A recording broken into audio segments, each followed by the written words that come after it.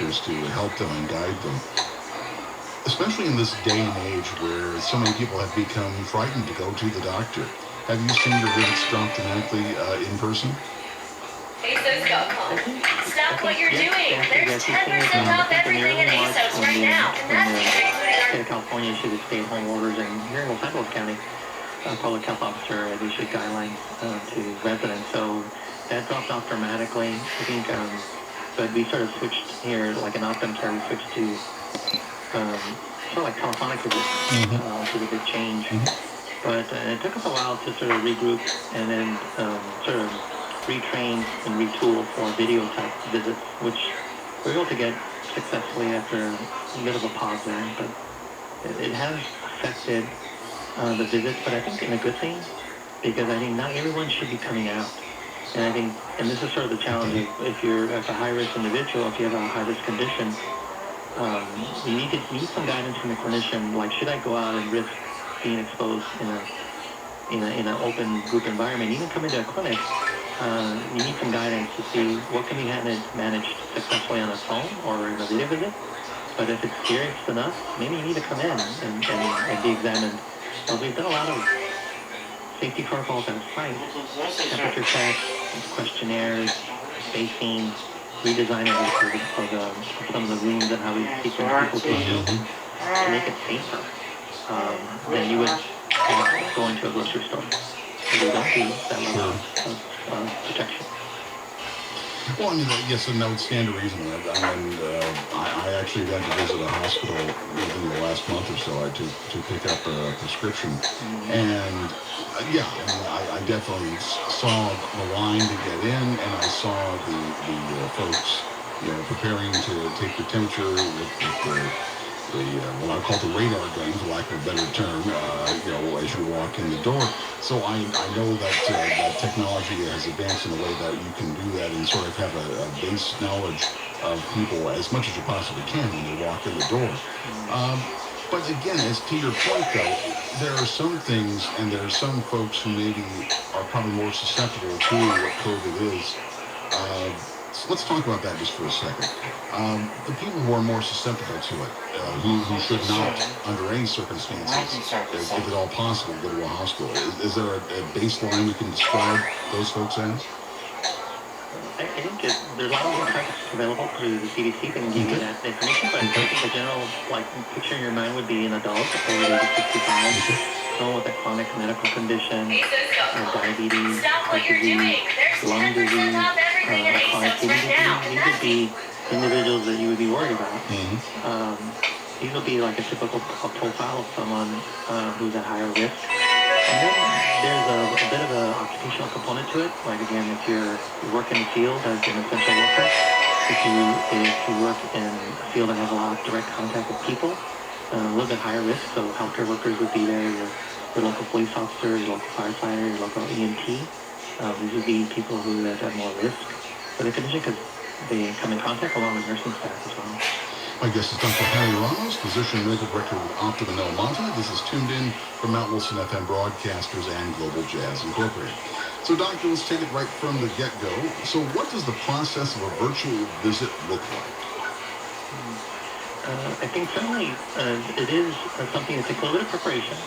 So it's not something that is simple as a phone call. So normally the starts with just checking with your insurance, make sure your carrier actually covers these type of visits. Most do, but check with your carrier to make sure that they're covered and you understand what the copay arrangements are like.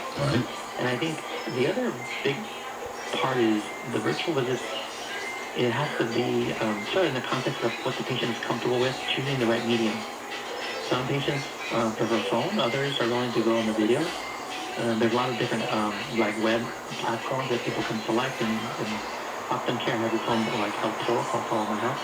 But getting registered, making sure you know how your technology works is like half the battle.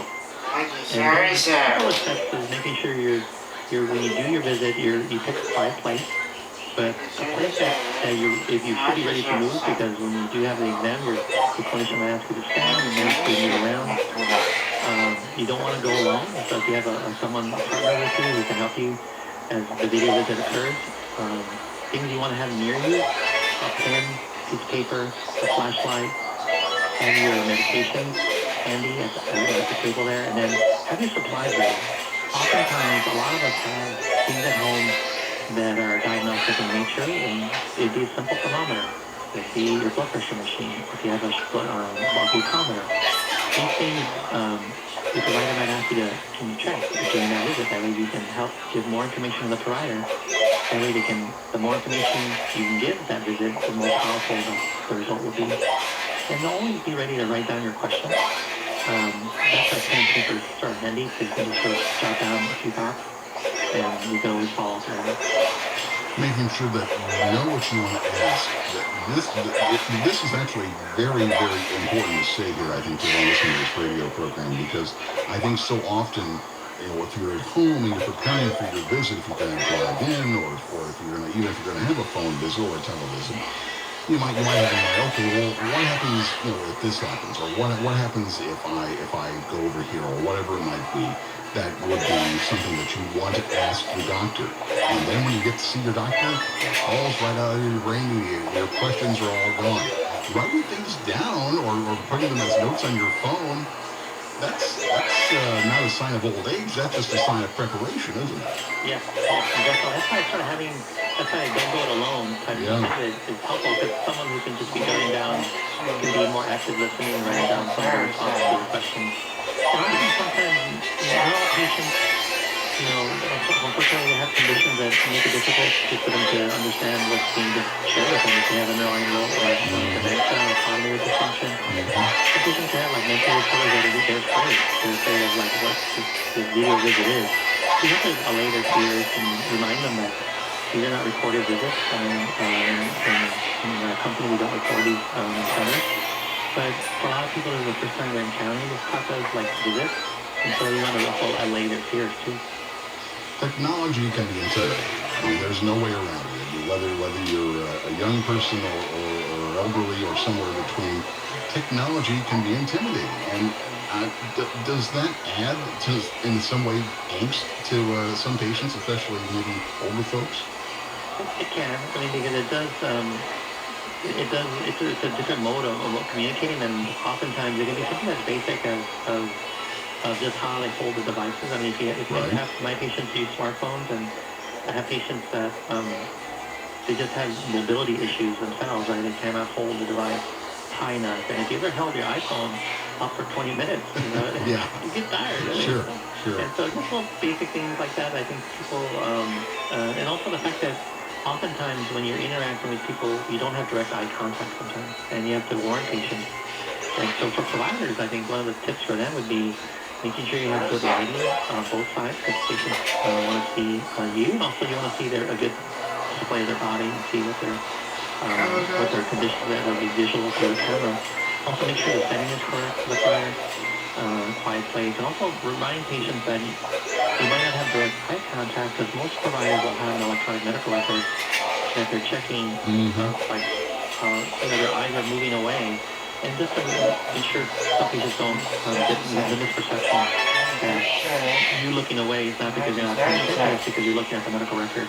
And unfortunately, in a camera, it seems a little awkward when you're like looking away and then you're looking back at them. Yeah, and anyway, I think about my last visit to her when I went to my doctor. She indeed has to look up at her chart, and she's, she might be asking questions, or she might be listening to what I'm talking about. But she, of course, has to kind of reference things from previous visits or that sort of thing. And in that sense, whether you're looking down at a piece of paper, whether you're looking at a computer screen, if you're not looking at the patient in the eye, I mean, the doctors have to sort of keep going with the notes to make sure that things are quantified and written down in a way that they are memorialized, so that you know what the patient is saying and how to react long term to the issues, I suppose.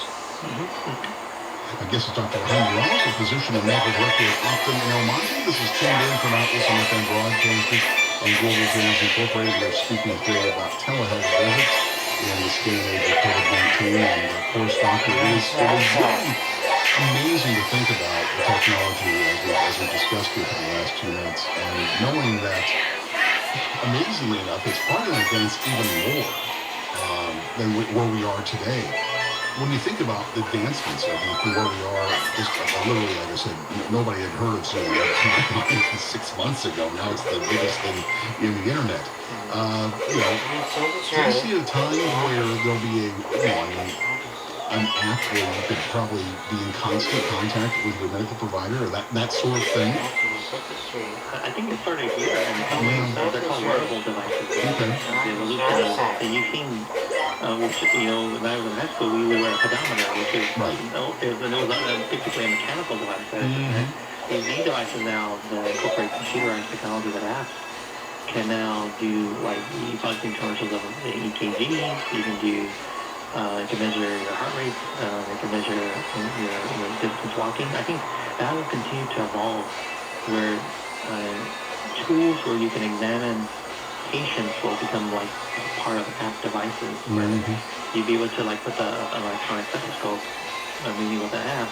You can hear the heart tone, you can hear the sound, or you can connect the device to look in the ear, or you can do more direct monitoring of patients through their devices. And some are wearable, like you wear it on your person and it measures your blood sugar. You've seen those devices already evolve where they can check your sugar without any like needle pricks. Those things are all connected to electronic devices. So it'll be the future will probably be the evolution of what our homes have become. A world of interconnected things. And our medical data will be, in a sense, to be connected to the providers. Granted, it's a new frontier, you always have to put safeguards, because once you open that frontier, you always want to make sure you have patient interest in mind and making sure that the information is protected. Just for your background, you touched on it earlier, it comes back to just for a moment. Technology can be intimidating, especially if it's older. It's okay. You don't have to do this by yourself. If you need help from a loved one, you should by all means have a loved one help you out with this, can't you? Definitely, and we see this all the time. Oftentimes when we call a patient, they struggle, and then they have like a daughter or son or a friend who's more savvy in the technology. Their grandkids. They've sort of grown up with the technology, and it's really helped their family members sort of bridge that gap. So, Dr. Ramos, in general, for people who want to find out more about COVID-19 and more about telehealth and how to become involved in that, where should they find out? Where should they go to find out more? I think the trusted resource information would be your local health in your community can give you exact information regarding COVID in your community, like what's going on as far as testing options. And also, the CDC website itself has plenty of information that's routinely updated to changing on a day-by-day basis. Current guidelines say how do you keep your home safe? How do you keep out your house clean? How do you manage patients, families that come back from the hospital after they had COVID? How do you protect yourself and your loved ones and your family for them? Dr. Jaime Ramos, thank you for being with us this morning. My pleasure. Dr. Jaime Ramos, he is with Optum in El Monte, and we're speaking about this morning because so many people have had to deal with COVID either for their family or for loved ones or people they know, and knowing how technology is advancing with telehealth, where you can go online and have chats with doctors or physicians and get more information, it's the next frontier, and it's here. My name is Mike Johnson. Thanks for listening to Tuned In.